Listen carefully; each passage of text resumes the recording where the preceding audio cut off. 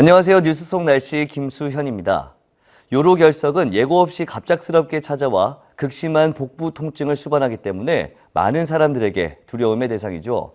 요로결석은 신속한 진단과 빠른 치료가 중요한데요. 오늘은 요로결석에 대해서 청담 피부비뇨기과 김태구 원장 모시고 함께 이야기 나눠보겠습니다. 원장님 안녕하세요. 안녕하세요. 네, 일단 요로결석 좀 많이 듣긴 했지만 어떤 건지 헷갈리는 부분이 있거든요. 어떤 질환인지 설명 좀 부탁드리겠습니다. 요로결석이란 신장, 요관, 방광, 즉 요로계 결석이 생기는 질환입니다. 소변 성분의 일부가 비정상적으로 모여 결정화가 되면 결석이 만들어지는데 신장에 위치하게 되면 신장결석, 요관에 걸려 있으면 요관결석, 방광 내에 존재할 경우 방광결석이라고 합니다. 이로 인해 소변의 흐름에 장애가 발생하게 되면 그 결과 심한 통증이 발생하거나 요로 감염, 수신증, 신부전 등이 발생할 수 있습니다. 남자가 여자분들보다 약 2배 정도 더 많이 발생하게 되며 약 20대에서 40대에서 흔히 발생하게 됩니다. 비뇨기과 입원 환자의 25%가 요로결석이 차지할 정도로 비교적 흔한 질병입니다. 네, 제 주변에서도 요로결석 때문에 좀 힘들어했던 분들이 있는데 이게 굉장히 많은 큰 통증을 좀 유발한다고 들었습니다. 증상이 어떤 것들이 있을까요? 네, 그 말씀하신 대로 네. 아주 통증이 심합니다. 네, 인간이 가장 고통스럽다는 3대 통증이 있습니다. 예, 산통, 치통, 그리고 요로결석으로 인한 통증입니다. 예, 진료실에서 보면 어떤 여성분들은 요로결석으로 인한 통증이 오히려 출산의 통증보다도 훨씬 더 심하다고 호소하시는 분들이 많습니다. 칼로 찌르는 듯한 옆구리 통증이 갑작스럽게 발생하며 대부분 환자분들은 참지 못하고 119를 통해 응급실로 찾게 됩니다. 통증은 갑자기 나타나 수시간 정도 지속되다가 사라진 후 또다시 나타나는 간헐적인 형태로 보이는 경우가 매우 흔하며 측복부 및 하복부에서 생식기까지 통증이 발생하기도 합니다. 그리고 요로결석으로 인한 유관적 혈뇨 및 오심, 구토 등의 소화기계 증상 또는 빈뇨 등의 방광 자극 증상도 같이 동반되게 됩니다. 네, 그렇다면 이 요로결석이 나타나는 원인들은 무엇이 있을까요? 네, 그 요로결석의 발생과 관련되는 것으로는 유전적 요인, 날씨 및 계절, 수분 섭취의 정도 및 식습관과 등과 같이 다중적 요인에 복합적으로 작용해서 발생하는 것으로 생각됩니다. 그 중에서도 가장 중요한 원인은 수분 섭취의 감소입니다. 충분한 수분 섭취가 되지 않으면 소변이 농축되게 되며 요석 결정체가 소변에 머무는 시간이 길어져 요석 형성이 증가되게 됩니다. 두 번째로 중요한 발병 원인은 식습관 때문입니다. 과음하거나 과식, 동물성 단백질 섭취 증가도 요즘 소변의 칼슘, 수산, 요산의 배설을 증가시켜 요로결석의 위험을 증가시킵니다. 그리고 결석의 원인이 되는 인산, 수산, 요산, 칼슘 등이 많이 들어있는 음식인 시금치나 견과류, 초콜릿, 마른 오징어, 홍차 등을 많이 섭취하거나 염분이 많이 들어있는 식품인 냉동식품, 생선이나 육류의 통조림, 간장, 피클, 햄이나 소세지, 베이컨 등을 많이 섭취한 경우 발생하는 경우가 많습니다. 특히 우리나라 젊은 직장인들 시간이 없어 아침과 점심에는 인스턴트 식품 많이 복용하고요. 저녁에는 고기 위주의 회식까지 과음하기까지 되면 요로결석이 발생하는 확률이 아주 높게 되겠습니다. 그럼 좀 궁금해지는 게 요로결석이 걸렸다. 굉장히 아프지 않습니까? 네. 빨리 치료를 하고 싶을 것 같은데 치료 방법들은 어떤 것들이 있을까요? 네, 치료 방법이 다양하게 있습니다. 네. 요로결석의 크기, 모양, 위치, 통증의 정도에 따라 치료 방법이 결정되게 됩니다. 크기가 작고 통증이 심하지 않다면 수분 섭취 및 약물 치료로도 결석의 자연 배출을 기다려보는 것도 하나의 방법이 될 수 있습니다. 특히 하부 요관에 발생한 작은 결석의 경우 대기요법으로 자연 배출이 가능합니다.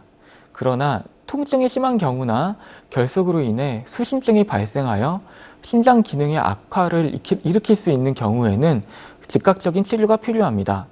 요로결석의 치료는 과거 개복 수술에 의존하였으나 최근에는 장비의 발달로 요로결석 치료에 있어서 침습적인 치료가 아닌 덜 최소 침습적인 치료로 가능합니다. 체외 충격파 세석술이나 내시경 수술이 대표적인 치료법으로 합병증 및 후유증을 크게 줄여 빠른 회복 및 치료 기간을 단축시킬 수 있습니다. 체해 충격파 시술은 몸 밖에서 충격파를 발생하여 결석을 잘게 부수어 자연 배출이 되도록 유도하는 것으로 마취나 입원이 필요 없이 약 30분간 시행하는 시술로 결석이 1차적인 치료 방법이라고 할 수 있겠습니다. 체해 충격파의 경우 한 번에 요로결석이 해결되는 경우는 흔하지 않아 약 일주일 간격으로 엑스레이 검사를 시행하여 주기적인 치료가 필요합니다.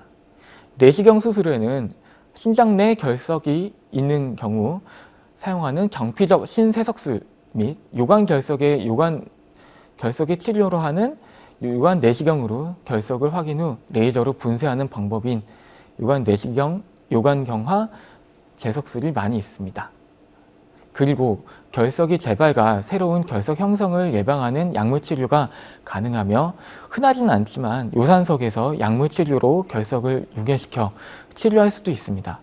각 치료법은 나름의 장단점을 가지고 있으므로 결석의 크기와 위치, 신장의 기능, 환자의 전신 상태 등 여러 면을 고려하여 개별적으로 결정하여야 합니다. 네, 좀 말씀을 들어보니까 치료, 아픈 것도 아픈 거지만 치료도 쉽게 되는 것 같지는 않아요. 따라서 좀 예방이 더 중요할 것 같은데 생활 속에서 이 요로결석을 예방할 수 있는 방법들이 어떤 것들이 있는지 설명 좀 부탁드리겠습니다. 네, 요로결석을 예방하는 방법은 많습니다.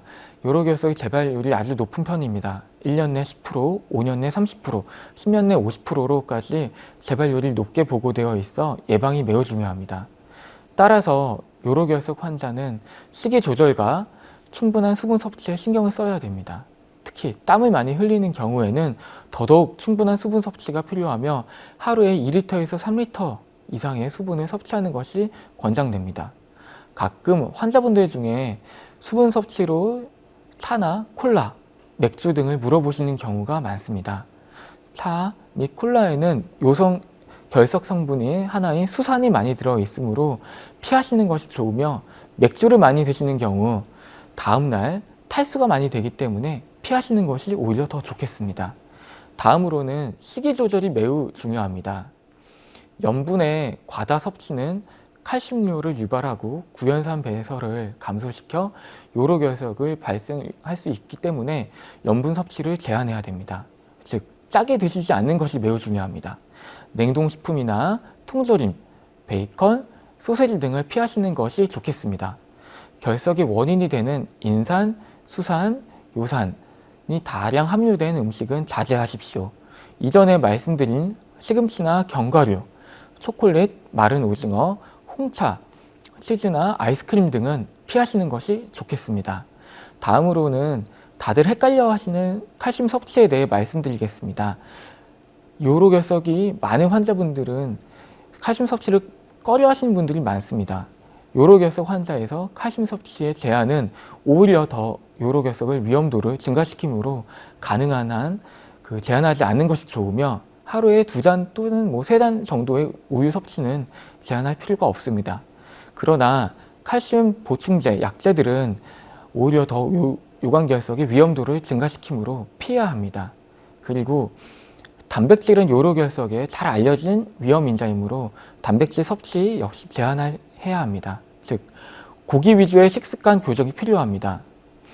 그리고 구연산은 요로결석의 형성을 억제하는 성분이므로 구연산 함유 과일인 오렌지나 귤, 자몬, 레몬 등의 시큼한 과일을 많이 드십시오. 그리고 칼륨이 많이 함유된 채소나 과일은 요관결석 예방에 도움이 됩니다.